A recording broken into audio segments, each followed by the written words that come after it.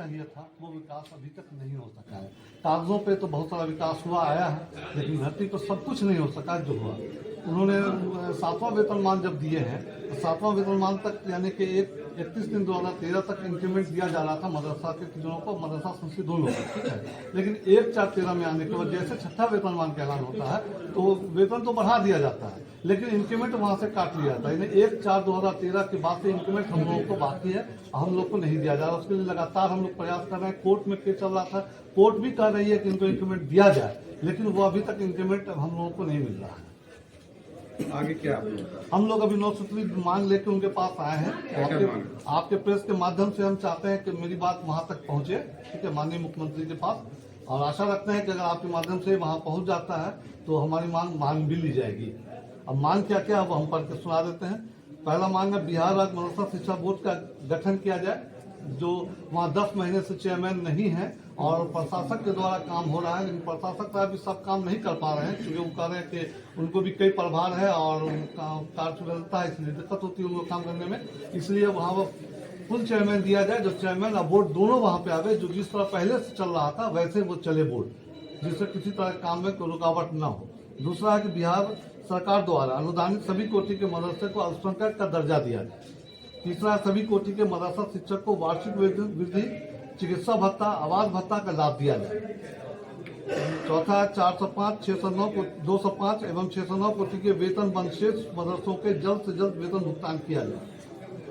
पांचवा है 2459 कोटि में बचे शेष 1646 एवं 339 कोटि के सभी मदरसों को जल्द से जल्द अनुदान के श्रेणी में लाया जाए, क्योंकि वो लोग रात दिन मेहनत करके काम कर रहे हैं, लेकिन वो उनको कोई अनुदान नहीं दिया जा रहा है। छठा है 1128 कोटि के मदरसों में कार्यरत नियमित हाफिज के वेतन में विसंगति है, उसको भी दूर किया जाए, क्योंकि 1128 इसमें 3 कोटि के हैं, 1128 कोटि के जो हाफिज हैं उनका वेतन कम है और 205 वाले उनको थोड़ा सा कम है, तो दोनों की समानता होनी चाहिए। एक ही पद है तो दो तरह का वेतन क्यों। सातवां, मदरसों में सालों से खाली पड़े रिक्त पद को जल्द से जल्द शिक्षकों की नियुक्ति की जाए।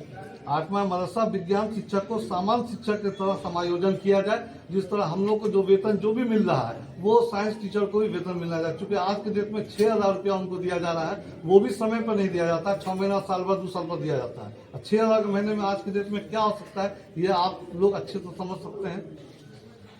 9वां, बिहार मदरसा बोर्ड नियमावली 2022 19/4/2022 को नियमावली बनी थी, उसमें संशोधन करने के लिए कहा गया था। वज़ीर आला ने उनसे मुलाकात करके स्टेट यूनियन के जिम्मेदार लोग उनसे मिलकर कहे थे, उन्होंने वादा किया था कि इसका संशोधन करा दिया जाएगा। ठीक है, कुछ नियमावली बनाने में कुछ त्रुटि रह गई है तो हम उसको दूर कर देंगे, लेकिन लगातार प्रयास करने के बावजूद भी आज तक कहने का मतलब है कि वो विसंगति दूर नहीं हुई है। इसलिए हम चाहेंगे कि उसमें संशोधन करते हुए उसको जो हमारी मांगे हैं उसको कहने का मतलब है कि वो पूरा करें। आगे अगर मांग पूरी नहीं होती तो क्या?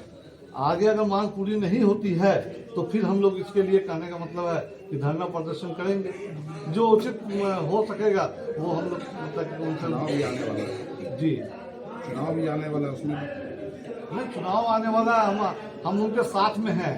हम लोग मदरसा शिक्षक सब लोग उनके साथ में हैं, कल भी थे आज भी हैं। हम चाहेंगे कि सबका साथ सबके विकास के नारा को बहाल रखते हुए जिस तरह स्कूलों में सारी सुविधा दे रहे हैं या टीचरों को दे रहे हैं, वो सारी चीज मदरसों में भी टीचरों को भी और सुविधा के नाम पर भी जो चीज दी जाती है वो सारी चीज दिया जाए मदरसों को। सबसे पहले बिहार के माननीय मुख्यमंत्री श्री नीतीश कुमार जी का हम धन्यवाद देते हैं। उन्होंने जितना काम किया है कम नहीं किए हैं, लेकिन जो काम बचा हुआ है, जो हमारा मुख्य काम है वो अभी भी बचा हुआ है, जो उनको करना था, लेकिन किसी न किसी कारण से अभी तक नहीं हो सका है। 9 सूत्रीय डिमांड लेके हम आपके सामने आपके प्रेस के माध्यम से हम अपनी बात वहां तक रखना चाहते हैं कि आप हमारी बात वहां तक पहुंचाएं, जो हमारा जो महत्वपूर्ण मांगे हैं उसको वो पूरा करें। हम लोग उनके साथ में हैं, तमाम शिक्षक उनके साथ में हैं, और कहने का मतलब है कि जो मेरा डिमांड है उसको बहुत ही महत्वपूर्ण है और उसको वो जल्द से जल्द कहने का मतलब है कि दें, जिससे कि कहने का मतलब है कि जो चूंकि हमारे मुख्यमंत्री जी का एक नारा है सबका साथ सबका विकास, तो सबका साथ सबका विकास, सबका साथ तो उनके साथ है, लेकिन सबका विकास नहीं हो पा रहा है जो होना चाहिए था। जो स्कूलों में सुविधा दी जाती है वो मदरसों में सुविधा नहीं दी जाती, कहीं तो जाती है, अखबारों में बयान आते हैं, लेकिन वो चीज हमारे मदरसों में नहीं मिल पाती है। जैसे कि एक मिसाल दें कि स्कूलों में किताब बांटा जाता है, बैग बांटा जाता है, स्कूल बॉक्स बांटा जाता है, पानी का बोतल बांटा जाता है, लेकिन मदरसों में ये सब चीज नहीं दी जाती। ठीक है, वहाँ कहा जाता है कि वहाँ आपके लिए मदरसे में एमडीएम चलाने के लिए कहा जाता है कि आप एमडीएम चलाइए, लेकिन एमडीएम चलाने के लिए वहाँ किचन सेट नहीं दिया जाता है, वहाँ डिवाइस नहीं दिया जाता है। सिर्फ स्कूलों में, हर स्कूल में जहाँ समरसेबुल था वहाँ दोबारा समरसेबुल गाड़ दिया गया, लेकिन मदरसों में कहीं भी समरसेबुल नहीं दिया गया। कहा गया, जब हम लोग बातचीत किए विभाग से तो कहा गया कि नहीं, आप लोग इसमें नहीं आते हैं, इसलिए आपको नहीं दे पाएंगे। तो हम लोग को ये दो नीति काहे रहती है, जब स्कूलों में जो चीज दी जाती है वो चीज मदरसों में क्यों नहीं दी जाती है? कहा तो जाता है कि दिया जाएगा, लेकिन दी नहीं जाती है।